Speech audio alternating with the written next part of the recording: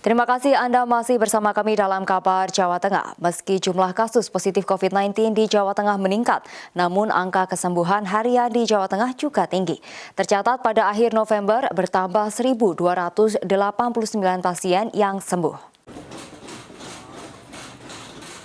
Data Satgas COVID-19 Pusat per 30 November bertambah sebanyak 1.289 pasien sembuh. Dengan penambahan tersebut, maka total kesembuhan di Jawa Tengah bertambah menjadi 39.570 kasus. Jumlah ini tertinggi secara nasional, yang kemudian disusul DKI Jakarta dengan 915 kasus dan kumulatifnya masih yang tertinggi mencapai 123.984 kasus.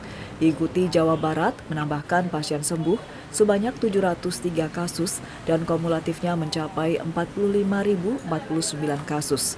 Sementara Jawa Timur menempati urutan keempat dengan kesembuhan harian sebanyak 319 pasien sembuh harian.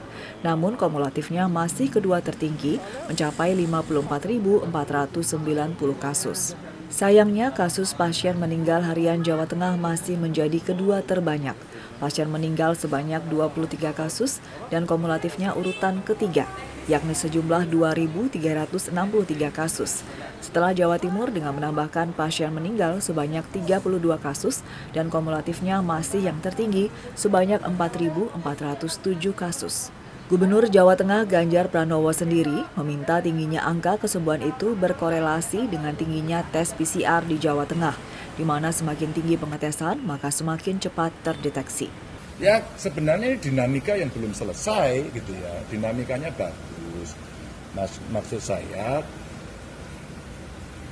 semua kalau menginput datanya dengan akurat, dengan benar, nanti akan terbaca. Apakah sebenarnya kita performanya buruk apa jelek? Nah saya hanya minta menyampaikan teman-teman nggak usah takut apakah kita buruk atau jelek. Karena tindakan yang dilakukan oleh teman-teman sudah sangat luar biasa. Maka kalau kemudian hasilnya kita bagus ya alhamdulillah. Cuman kalau datanya beda terus kemudian jelek itu ya akan berpengaruh. Dan itu mas, data itu kan berpengaruh penilaian itu gitu. Maka kalau kita jelek ya kita kan harus memperbaiki.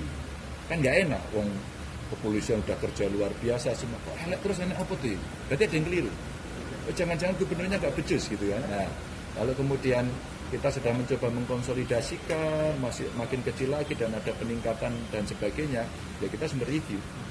Gitu aja. Ada Mas Adi, sebenarnya jumlah tes PCR itu makin tinggi kita ngetes, makin ketahuan dan makin banyak yang OTG dan kemudian sembuh, performanya akan bagus. Kecuali kalau nggak mau ya nggak usah ngetes gitu. Ini kan performanya jadi kelihatannya bagus tapi bahaya. Maka saya sampaikan, saya nggak bosan. Teman-teman jangan terpengaruh ya dengan bullying, cacian, makian jangan. Tetap aja pokoknya dites terus-terusan. Dites terus-terusan. Jangan berhenti. Nah, sekarang kan kita udah tinggi, kedua se-Indonesia kalau nggak salah. Udah dibandingin dengan penduduk besar juga kita paling tinggi, maka yakinlah keselamatan itu penting. Soal kita dimarahi orang biasalah gitu. Hingga saat ini, kesembuhan pasien dari COVID-19 setiap hari terus bertambah. Dari data Kementerian Kesehatan per 30 November 2020, pasien sembuh hari ini jumlahnya melampaui penambahan pasien terkonfirmasi positif, yakni bertambah lagi sebanyak 4.725 orang. Penambahan harian ini terus meningkatkan jumlah kesembuhan kumulatif menjadi 450.518 orang atau 83,6%. Restu Indah melaporkan.